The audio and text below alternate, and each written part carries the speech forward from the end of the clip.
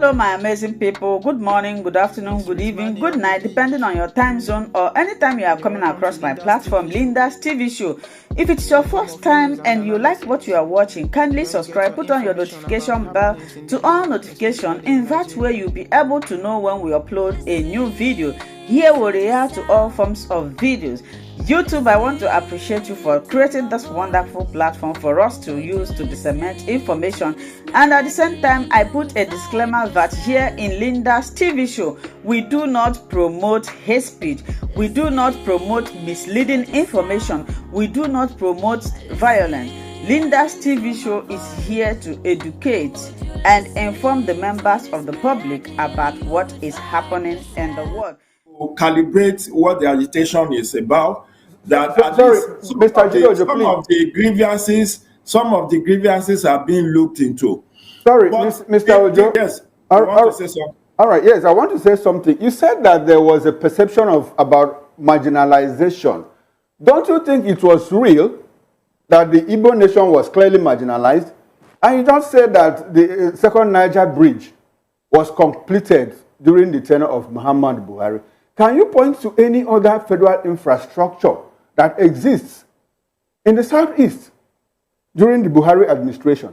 Buhari had how many security heads in all the agencies? None of them came from the Southeast. Even in the present government, how many people from the Southeast are serving in this government?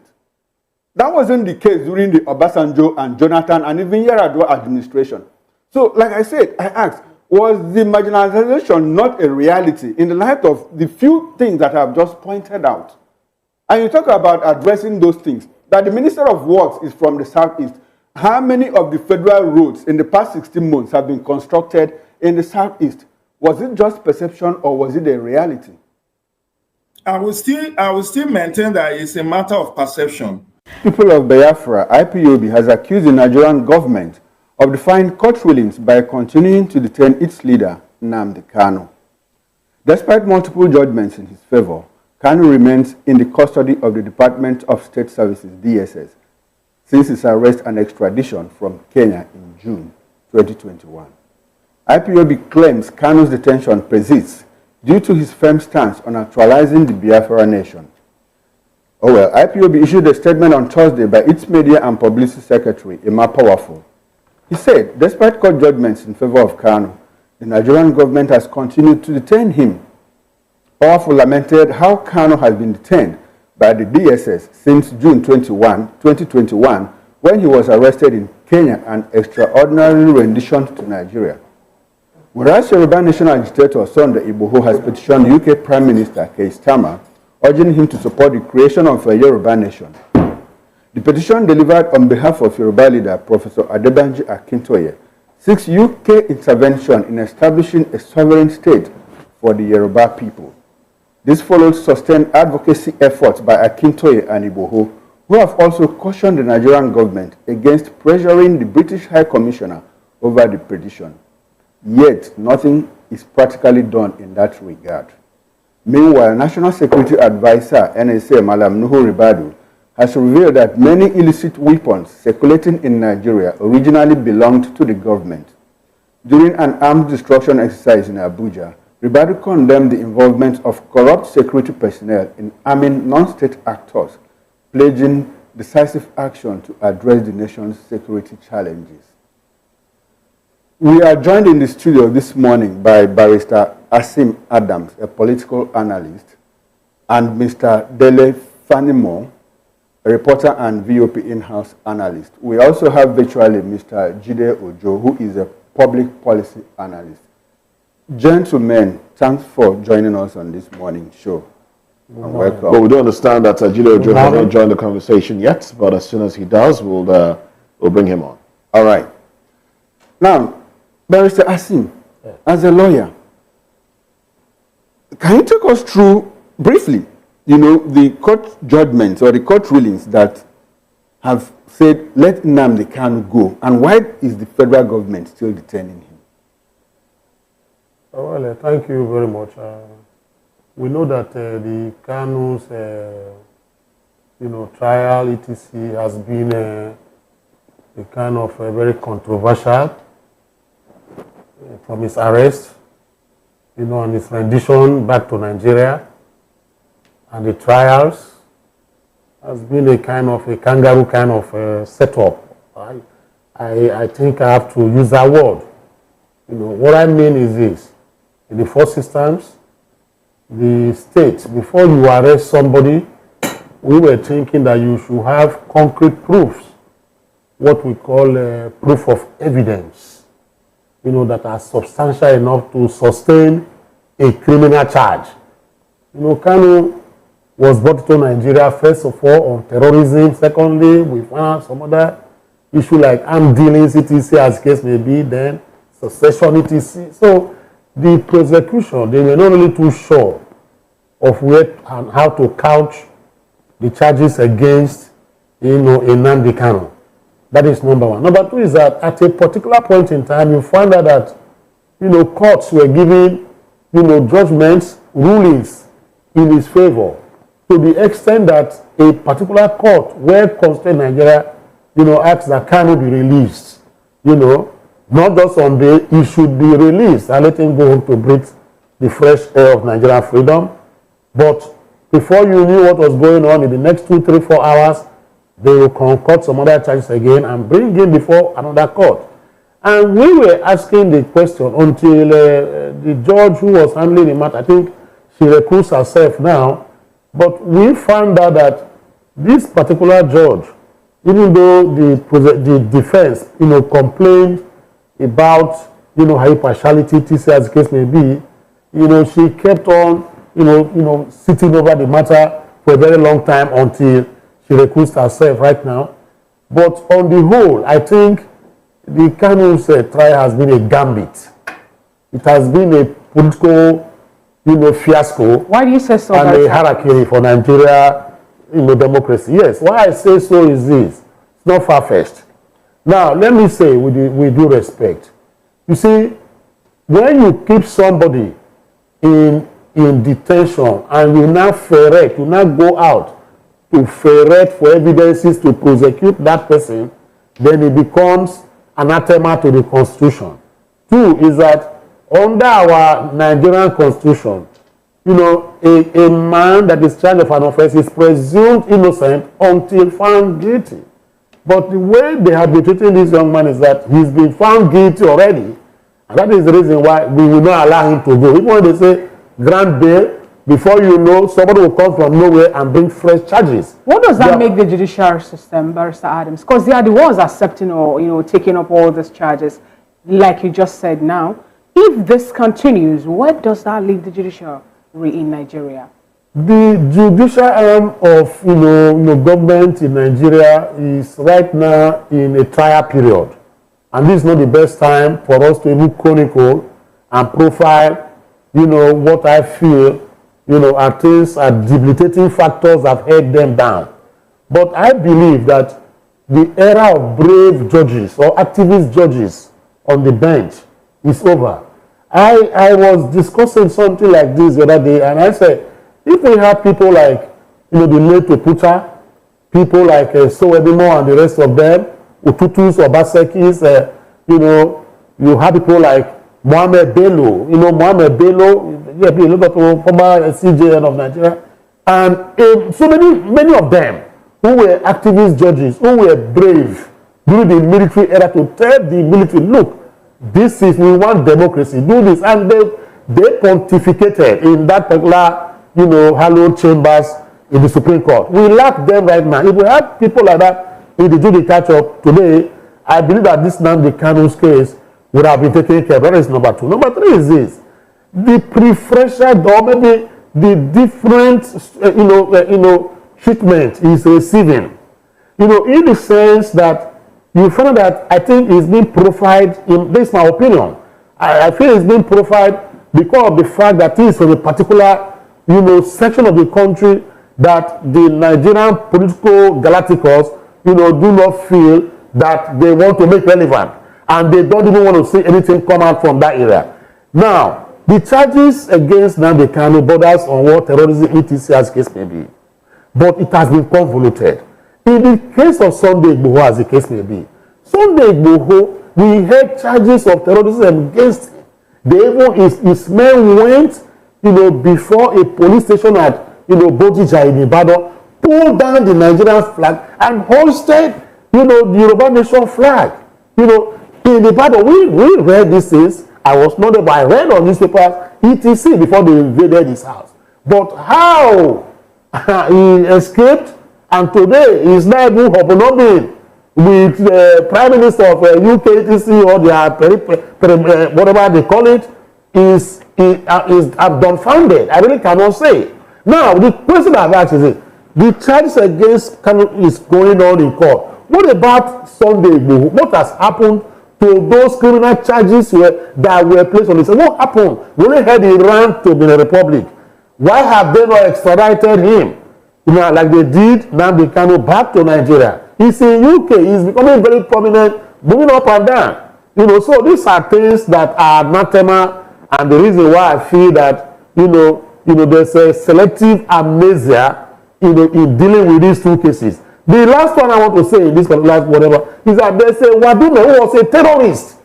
This man was a bandit, he was a terrorist, he was an armed robber. That is, I'm not just trying to impose these things on him or these appellations on him, but the court and the agencies said so. What happened? He was right, and given conviction like a tap in the wrist. And today I heard he's a chief in his community. So why is the Nnamdi Kanu's own this so plausible for government to begin to prosecute and keeping him in detention, not even in the correctional center, but in the gallows of the DSS? Those who are prosecuting him are the ones keeping him, and the ones judging him. Those who accuse him are the ones keeping him. They are the ones judging him. They are the ones deliberating on this matter. It is as case may be. So for me, it's a hallowed trial. So where does that leave democracy in Nigeria? Democracy is in abeyance in Nigeria.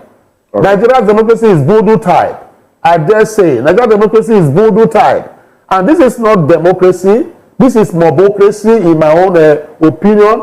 And what people, I was telling people, I read an article that said, Nigeria does not even practice democracy, they practice plutocracy. You understand? This is what we practice here. Government or the people decide. They can even decide to throw me into the gallows and leave me there for years and let me rot away. You understand? So once you are a big man, you are in government in Nigeria. That is what happens. You have two laws.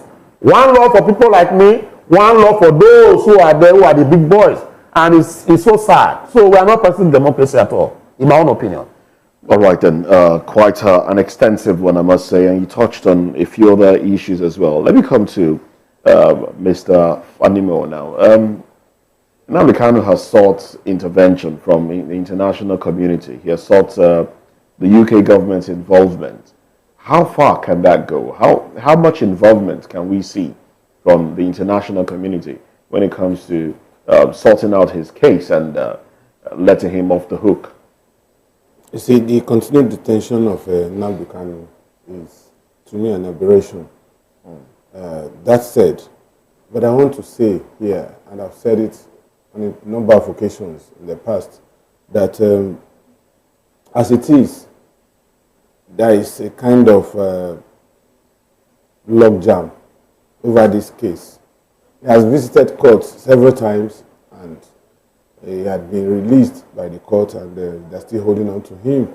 But then, one thing I want us to look at is when you are comparing the case of Igboho and Kanu, I want to say that what the Yoruba have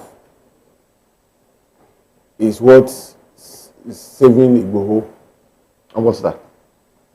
You see, an average Yoruba man feels that sometimes when the hard way is not possible, you use the subtle way. The same treatment that we visited on Nnamdi Kanu was also visited on Sunday Igboho. The DSS raided his home in Ibadan, killed many people, in fact, ran him out of the country. He was on his way from Benin Republic to Germany when he was accosted. He was detained in Republic of Benin for several months. As a matter of fact, there was an overture from former chief of army staff, Buratai, that he should rescind that decision of going ahead with Odua Nation, that they will be given amnesty. But he insisted that he was not going to give up on that. So at the end of the day, there was underground diplomacy. Yinka and the likes of Akitoye went underground, met with Republic of Benin. Don't forget that Yoruba people are also in the Republic of Benin. Even his lawyer is a Yoruba descendant. So they went underground and find political solution to Sunday Igboho's case. Okay. So now, in the case of Kanu, it is apparent that government is adamant on keeping him. And if the courts are said, and basically what you're saying is the elders in the Southeast should come together. But they have been coming together. You see, don't forget that Buhari was in government when Sunday Igboho was let off the hook, not Tinubu. So for Buhari to... It was towards the tail end of his administration. What I'm saying is he was still in government. Okay. Until the last minute you exit government, you are still in charge. There's something interesting that you said. Please remind me. I don't know if when Nnamdi Kanu's home was raided, did they find a cache of arms like they did in the case of Sunday Adeyemo Igboho? Because I do recall that a cache of arms were found, and they even arrested Cats as well. Cat? Oh yes, they did, because they felt he transitioned into a cat. But now, on a more serious note, arms were found in one place that showed that there was a coming together to perpetrate to perpetrate chaos, probably in defense to whatever they believed in.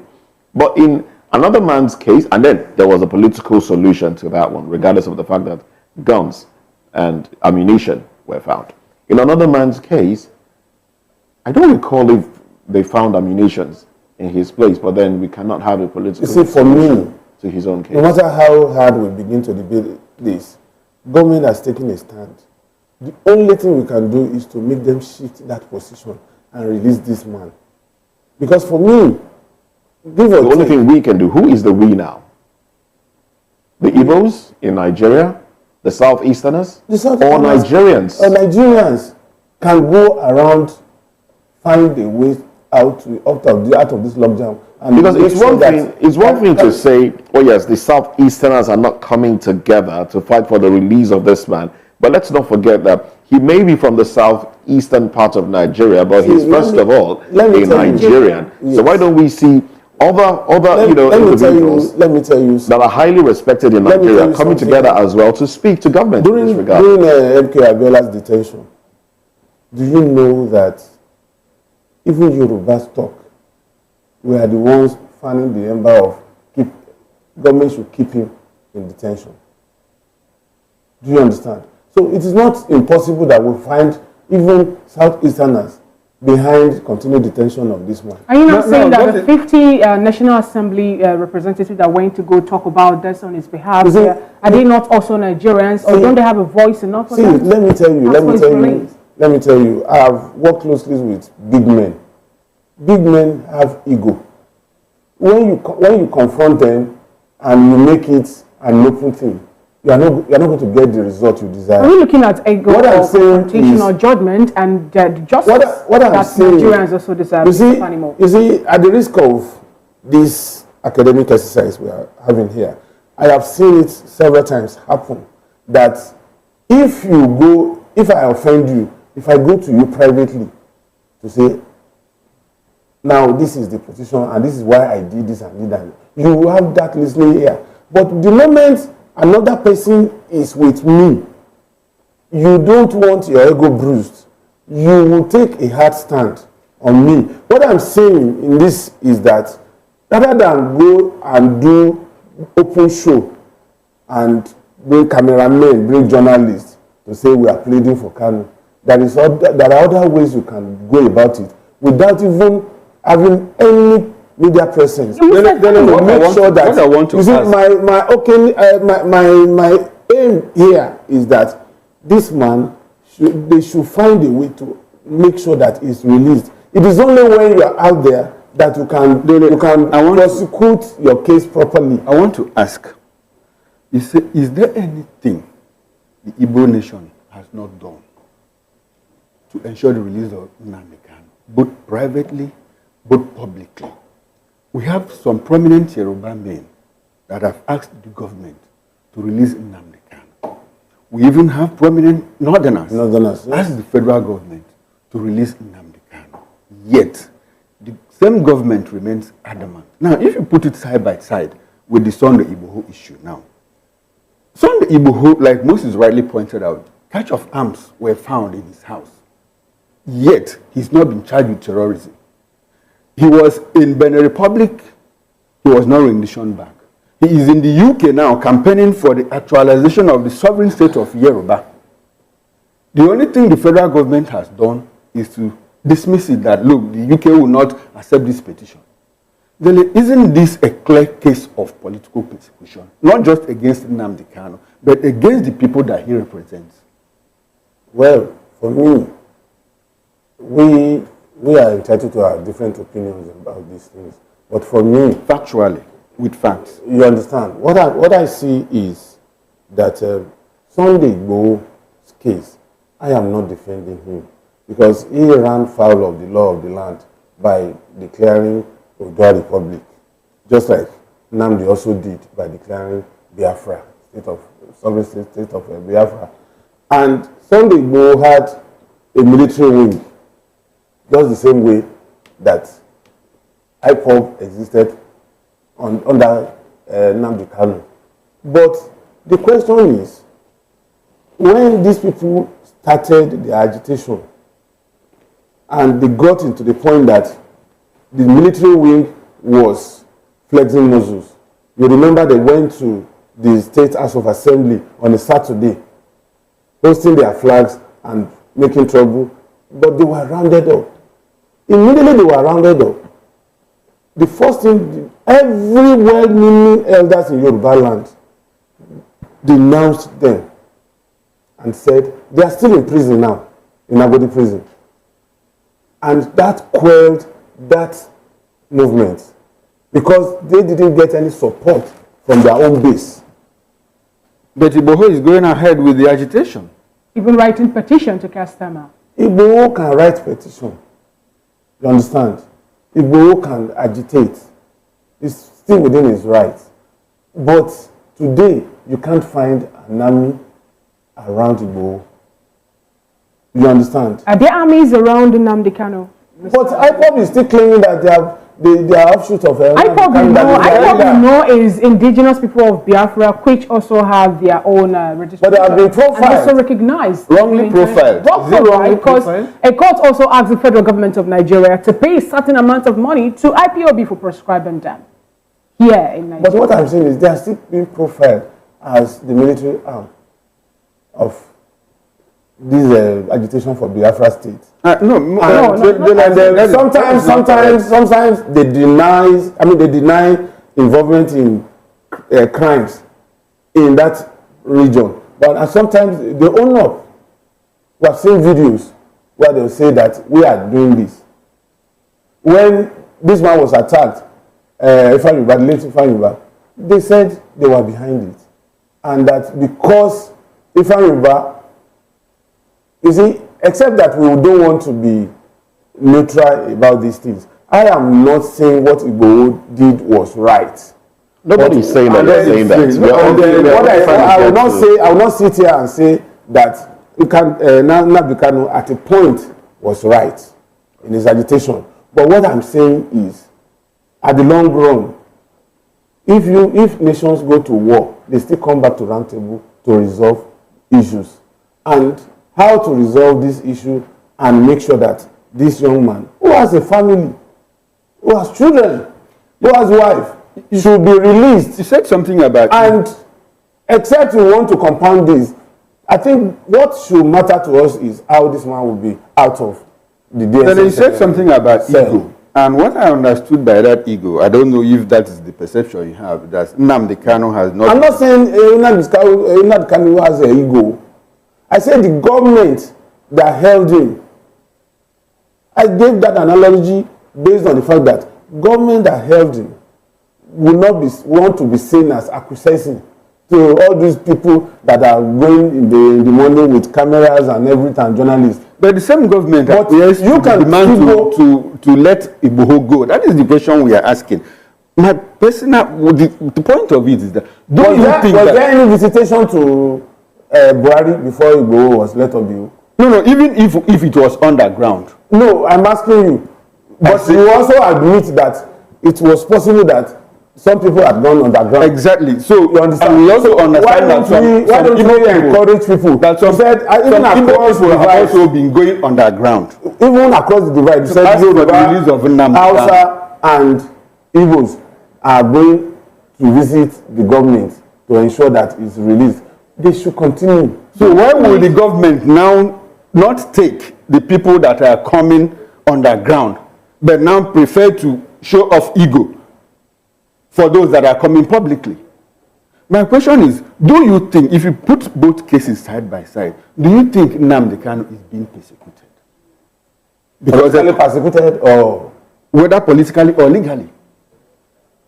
Because the same government... If it's legally, it has to do with the law, and thank God a lawyer is there. But this same lawyer said that the court of competent jurisdiction asked for Nnamdi to be released. So why hasn't the government released him? What I'm saying is, it is wrong for government to still hold him on legal grounds. And politically, is it right for them to hold him? Politically, it's best for the government to decide that. So are we not working with the political right or wrongs? Everywhere we have the justice, we have the rule of law in Nigeria, and we have the justice to be the only thing leading since we are a democratic state or nation.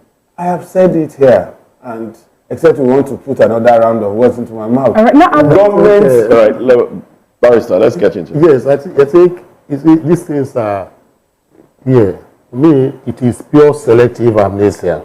Legally speaking, first of all, let's go there. The Court of Appeal, the Federal High Court, discharged Nnamdi Kanu.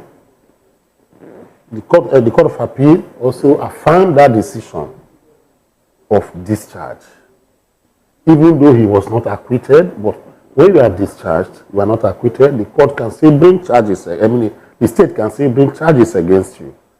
But in Nnamdi Kanu's case, when he was discharged, I said, go home. Court of Appeal. We were thinking, even if it's just 1 day or 2 days, obey that Court of Appeal order, release him based on, what the court has said. Because the Buhari AG, the AG Fed, Adoke, is it Adoke they call that young man, the AG during the Buhari's time, said that it is the court that will determine Nnamdi Kanu's fate. No problem.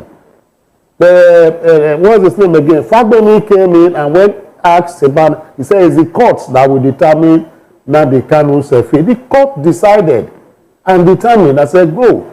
But they kept him after the court had made pronouncement, while they were trying to ask court to obey court order. For 3 weeks, he was in the gallows of the DSS. And for that 3 weeks, the AG Fed had to move around to appeal that particular, appeal court, judgment. The Supreme Court of the land even said that the way he was brought into Nigeria was a legal way of doing things.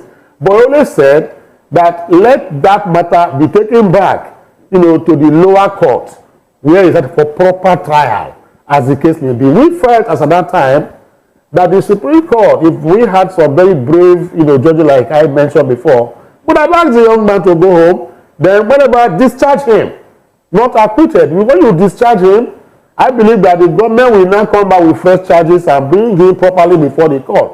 But the Supreme Court now said, go back to that lower court, go and start your trial again, de novo, from the beginning. That is number one. Number two is that prominent people, met, Buhari, Haneze Igbo people, what's his name, Nwayanwu was there, even Emeka Anyanwu has gone there, is it Kanu has gone there. Then you have this man, Ben Wabweze. Professor Ben Wabweze is like like the one Akintoye we have in the Southwest. That's a professor like himself. But Professor Ben is more known and prominent. With due respect to Akintoye in the Nigerian political lithosphere. He also went before, Buhari. Then the Uwazirike, that is not the Masob leader, but the elderly Uwazirike, who is late now, who was, the President General of Nnamdi Igboho, the whole world, when they said, President, my own son, please, if you can release Nnamdi Kanu, let me see him before I die. That was an emotional statement. And when we were thinking that Buhari will do something, or maybe the state will do something, he just laughed over it. And some months after the man made that statement, the man died. All those who clamor for the release of Nnamdi Kanu from the South, the prominent people are all late right now. If you look at the list, you know what I'm telling you. Then you now look at, let me tell you the reason why we are saying that the Igboho and the Nnamdi Kanu's case is this. When this particular issue started, number one, immediately Nnamdi Kanu was, arrested. The whole of the Southeast was cordoned up with troops of, Operation One Thing, as they call them. Is it Pofada, as they call them? But when Igboho, before Igboho ran, to Benin Republic, and those people who went to that place to hoist their flag, at the police station, they were arrested. Why was even Oyo State alone not cordoned off? And a special military whatever taking them, because they were still killing people inside the forest. They had to go out on the war against the Fulanis, as they said, open and close. Why did they not cordon off the whole of the Southwest the way they are doing the Southeast now? There's a special troop in the Southeast, that is creating problem. So when you create tension, that is the problem. Now, too, is this, let me tell you, Sunday Igboho escaped, let me use the word, he went to Benin Republic, he jumped bail, in fact, he jumped bail, because there was a court or whatever, he had to run away. Charges were there, he ran away. Now the Kanu's case was this. What the government said was that when, what's his name, Barry took him on bail as a shorty, they said he jumped bail. He now ran, out of Nigeria. You understand? And what did he say? He used that particular, invasion of his father's house as an excuse for him to run away. That if he had not run away at that time, that the soldiers would have killed him. That yes, he knew he was on bail, but he had to run away because the fact that soldiers that were drafted in Southeast to come and burn his father's facility, frightened him and ran away. That was for me a very genuine and germane reason. Now when he left and government said he jumped bail, they now have to use extramilitary might to go outside of Nigeria to look for him, to bring him back. They spent a lot of money, to bring Nnamdi Kanu back to come and face, what we are asking. Why are they not using the same method, for them against Sunday Igboho? All right, let's get. So these are the questions. I'm not being partisan, but I'm just being realistic. Absolutely. Because I have profiled this a number of times. Human rights angle, we have complained. International human rights, they have said, release this man, let him go. You see, your constitution, you're going against your constitution.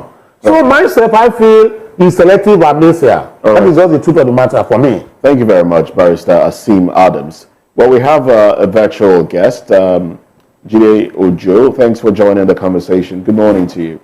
Well, you've been listening, and I like the fact that the barrister took us down memory lane. He reminded us of a few things. Now, I'm going to throw this very, very straight. Isn't this a case of we all are Nigerians, but some are more Nigerian than others? Is that a question for me? Yes, it is. Okay. Please let the studio allow me to see you. I'm not seeing anything at the other end. Okay, our engineers will get to work. I think it has something to do with the quality of the video, but our engineers are working on that one. So you can, they can put you on screen as against just having your voice. All right, can you see now? Can you see the studio now? No, I'm not seeing anything yet, but I can hear you loud and clear. All right, so our engineers will get to work. But while they're working on that, do you mind just going ahead? Yes, I think it's double standard. even though it wasn't this administration that granted Sunday Igboho the freedom, I believe you will recall that Sunday Igboho under Buhari was hounded and his house was raided in Ibadan. And he managed to escape to Benin Republic, where he was put on trial after he was trying to leave for Germany, himself and his wife. I think he was apprehended at the Benin International Airport and was jailed for like 2 years. But eminent Nigerians of Yoruba extraction, I believe, went to work and pleaded for leniency with the Benin authority, and that was how Sunday Igboho came back after the Tinubu administration has been inaugurated. That's the fact of the case. It wasn't as if the Nigerian government was the one that pardoned, quote and unquote, Sunday Igboho. Sunday Igboho was hounded. Someone was killed in that raid in his house in Ibadan, and a number of people were arrested, and he fought his way through the court even while he was in Benin Republic, and he won all his cases in Nigerian court. But the Benin authority apprehended him, jailed him for like 2 years, and he was eventually released to go to Germany, where he, quote and unquote, hibernated till Tinubu government came to power. So Tinubu administration could not arrest him because he won all his cases in the Nigerian court, even while he was in absentia. He sued the DSS and the security authorities of Nigeria. But having said that, and that's just setting the record straight about Sunday Igboho.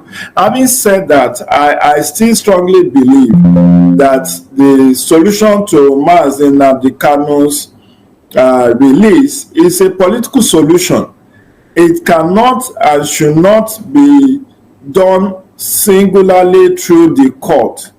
All the people I have known who were either militants in Niger Delta or the agitators in the Southwest, starting from the current Ààrẹ Ọ̀nà Kakanfò, Gani Adams. Recall that Gani Adams under Obasanjo was apprehended and was in prison for years before Yoruba elders waded in and pleaded with Obasanjo administration to allow Gani Adams to go. So that was the one where I could say, matter of fact, political solution was deployed by the Yoruba elders. So it was in the case of Gani Adams, the current Ààrẹ Ọ̀nà Kakanfò, the generalissimo of Yoruba race, that the political solution. But in the case of Sunday Igboho, it was actually international diplomacy by some Yoruba elders that eventually led to his release by the Benin authorities, and eventually, like I said, he won all his cases in the Nigerian courts, and the facts are there. But in terms of Nnamdi Kanu, I also have agitated, I've advocated that a political solution is what will resolve the IPOB agitation. Don't forget that Masop preceded IPOB before IPOB was founded and became the arrowhead of the struggle for Igbo political and economic emancipation. But let's also try to analyze what actually was IPOB agitation about. That was actually the question I wanted to ask you, Mr. Jideojo, because not just IPOB, we have also seen other people also agitate, even here in the South. Just this recent time, Onitire also, agitated. They went to Ibadan again to, hoist the flag and all that. And people are still agitating, and they have what they are clamoring for, which is marginalization, bad governance, and a whole lot more. Now, do you think with the arrest or this detention of Nnamdi Kanu that the agitation is going to die down anytime soon? Do I think the arrest and agitation what? Do you think with the arrests and detentions that the agitations are going to die down soon? The people who are agitating secessionists, do you think their agitation or their quest in any way is going to be mitigated or die anytime soon? The truth, as I know it to be, is that agitations are, as a result, I mean, Albert Camus said the rebellion cannot exist without a feeling that somewhere in some ways you are justified. That's Albert Camus. Agitations, before you got said in, I was trying to lay the foundation, as I know it to be, of the IPOB agitation, which is that there was this perception of marginalization and discrimination against the Igbo nation and political exclusion. Now, if you look at the economic angle to it, the successive government have been trying to resolve the economic agitation. And that's why, even as against the initial freedom slip, I want to call it, by Buhari in 2015, that he cannot give same attention to those who gave him 95% of the vote. He cannot give similar attention to those who gave him 5% of the vote. And everybody felt he was referring to the Igbo nation. And obviously, people criticized him for making that statement. And we know the fact speaks that the second Niger bridge was completed by Buhari administration. Even when Jonathan was there, he didn't do it. So I think the economic issue have been looked into. I'm not saying that maybe sufficient attention has been paid, but even as we speak today, it's an Igbo man that is the Minister of Works. You will see that just a couple of months back, Tinubu administration signed into law the Southeast Development Commission. Just the same day he gave the Northwest Development Commission. So I'm just trying to calibrate what the agitation is about. That some of the grievances are being looked into. Sorry, but Mr. Ojo. The main issue is the political exclusion. For me, it's the political exclusion. Yes. All right. Yes, I want to say something. You said that there was a perception about marginalization. Don't you think it was real that the Igbo nation was clearly marginalized? And you just said that the second Niger bridge was completed during the tenure of Muhammad Buhari. Can you point to any other federal infrastructure that exists in the Southeast during the Buhari administration? Buhari had how many security heads in all the agencies? None of them came from the Southeast. Even in the present government, how many people from the Southeast are serving in this government? That wasn't the case during the Obasanjo and Jonathan and even Yar'Adua administration. So, like I said, I asked, was the marginalization not a reality in the light of the few things that I have just pointed out? And you talk about addressing those things, that the Minister of Works is from the Southeast. How many of the federal roads in the past 16 months have been constructed in the Southeast?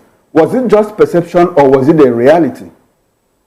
I will still maintain that it's a matter of perception. Now, let me just answer in my own understanding. I said the one that is most prominent is the political exclusion.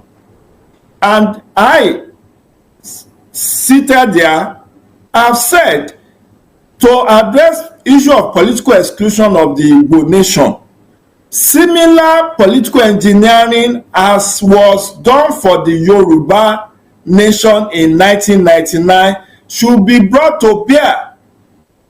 I've written 2 commentaries in my column in the Punch to agitate for Igbo presidency.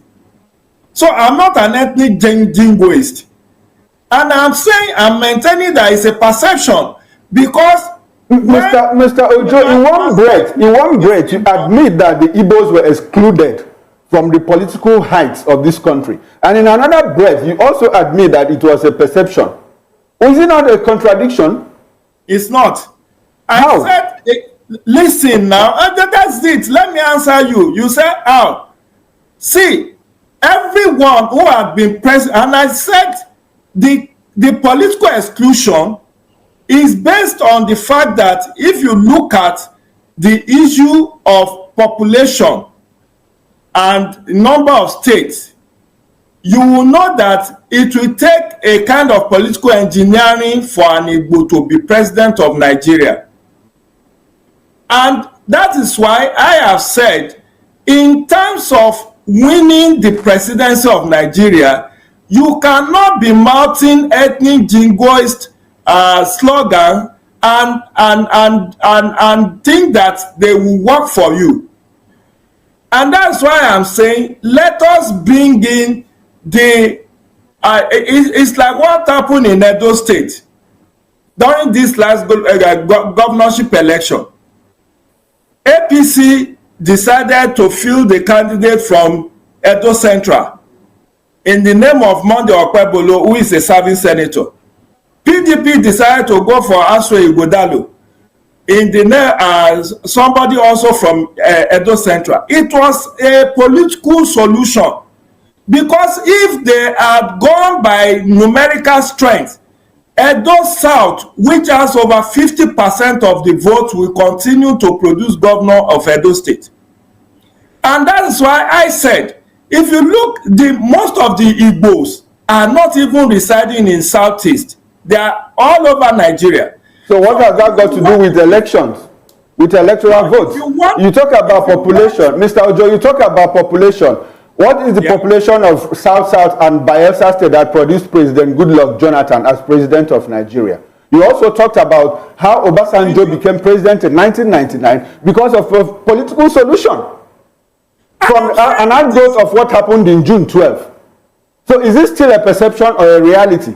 And when you talk about the Igbos residing outside the Southeast, don't they have the right to vote wherever they live during presidential elections? In the 2023 general election, Mr. Joe, sorry, sir. In the 2023 general elections, didn't Peter Obi reach out? Handshakes across the Niger, handshakes in the north. What did it come up to? Did it have anything to do with the population of the Igbo nation? Will you allow me to just land on my thoughts, please, sir? Go ahead, sir. Unless you don't want me to participate. No, go ahead, sir. I'm entitled to... We are just... Listen. I don't want this to be turned into Igbo Yoruba debate. If you don't want me to weigh in on this matter, then I can as well. I have better things to do. Mr. Joe, go ahead. Go ahead. We are having a conversation, sir. Yes, if we are having a conversation, you should not be butting into my line of thought. If you don't want to Mr. Ojo, if you don't want to hear what I have to say, then I have better things to do with my time. I said we need to have political solution. I've repeated this almost 5 times. Okay. That is how the perception of marginalization, political marginalization of Igbos, how they can get to the presidency of Nigeria, is the political solution. I talked about what happened with the Yoruba nation in 1999 when they wanted to compensate for Abiola's death. The PDP and the AD and ANPP resolved to produce only Yoruba candidates. And that was what I agitated for in the lead up to 2023 general elections. It's there. I can send you the link. And Obasanjo that is now crying more than the bereaved that wants Igbo presidency in 2023. What did he do when he had the opportunity, when he was leaving power in 2007? Did he support an Igbo president? All the while, when he could have fostered the kind of arrangement that brought him to power in 1999 and reach out to his colleagues. A Yoruba man from the south to give power to an Igbo man from the same south.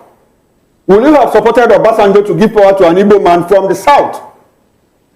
Even if he couldn't do that in 2007, I am saying ahead of 2023, before he finally endorsed Peter Obi he could have reached out to his brother's former head of state and president to weigh in that there is a need to address the issue of Igbo not being president since the time of Nnamdi Kanu. And if he had mounted that kind of campaign like 2 years to the election, perhaps he would have been able to muster sufficient support that would lead APC and PDP to have an Igbo candidate, and it will have been a done deal for an Igbo man to be president in 2023. And I still believe that is the pathway to having an Igbo president in Nigeria in the nearest future, unless we tinker with the constitution and gave a rotational presidency among the 6 geopolitical zones, or we decide to alternate formally between north and south, and then the advocacy in the south will be a Yoruba man has been president and a South man has been president. Let an Igbo man be president. That is the kind of political solution. And let me also speak to issue of the military. Yes, I was also furious and against Buhari 8 years where there was no Igbo person that was appointed a service chief. And the pro-Buhari people were saying, Lucky Irabo is an Agbo man, and Agbo is an Igbo, Delta Igbo. But at least when Tinubu came to power, he appointed somebody from the Southeast, from Enugu, as the chief of naval staff. And that's why I said some of these agitations have been addressed. You said how many people did Tinubu appoint from Igbo? Remember that the Constitution made it mandatory in Section 137 of the ground on one, Section 137 of the Constitution, that the president must appoint at least one person from every state. Tinubu has gone beyond that. He has appointed 49 if you add himself. The only thing he did not do was to give Igbo an extra slot after the one that went around everybody. And of course, he is right to do it's a kind of political brinkmanship that none of the Southeast states gave Tinubu up to 5% of the vote. And he could possibly have done the additional slots that he gave the other zone on the basis of their contribution to his electoral success. I'm sure even if an Igbo man were to become a president today, he may not as well be very equitable the way we are demanding from other states. But I still maintain that the solution to our nationhood, because you will ask yourself, my brothers in the studio and my sister, why would Yoruba people still be agitating when they have a Yoruba president? And in the last 25 years, we have had 2 Yoruba persons as president. So the agitation goes beyond politics. That even if you have an Igbo president today, may not even in itself solve all the problems of Igbo. Because I was in Bayelsa during the 2011 or 2015 election, and I saw that the road from Port Harcourt to Yenagoa was in a very deplorable state, despite the fact that it was a South person, a former governor of Bayelsa, that was the president. And as at that time, it was also a South person, somebody from Edo State, or not Alimeme, that was the Minister of Works. Why did they not fix the East-West road? Right. Why was the East-West road not fixed? Okay. Obasanjo was president of Nigeria from 1999 to 2007. He did not fix Lagos-Ibadan Expressway. He did not complete the Ibadan-Ogbomoso, Ibadan-Oyo-Ogbomoso road. Even the overhead bridge that he started, that crossed Lagos to Ota, he did not complete it. And that was why when he left the presidency, he was being stoned. They were throwing sachet water on him and said, what did you do for the Yoruba nation in the 8 years that you were there? So let us understand this very well, that Yes, I am all for political inclusion, and I will really support and advocate for Igbo presidency. But let's also be dispassionate that even when all of this is done, it will not be a panacea to the economic suffering of average Nigeria. All right, then. The Buhari administration was president for 8 years. His governor in Katsina State was almost shedding tears on TV when bandits was running rings around the state. All right, then. And we must declare a state of emergency. Yeah. So what did Buhari presidency do to the Northwest people or the people of Katsina State? Hello, my wonderful people. As we have finished watching this interesting video, please, I want to see your comment, your contribution, your opinion in the comment section. Like I said earlier, let us do it constructively. Tell me what you think about this video that you have just watched, and also about the platform. If you haven't subscribed, what are you waiting for? Please remember to subscribe, put on your notification bell, share this video, and remain blessed.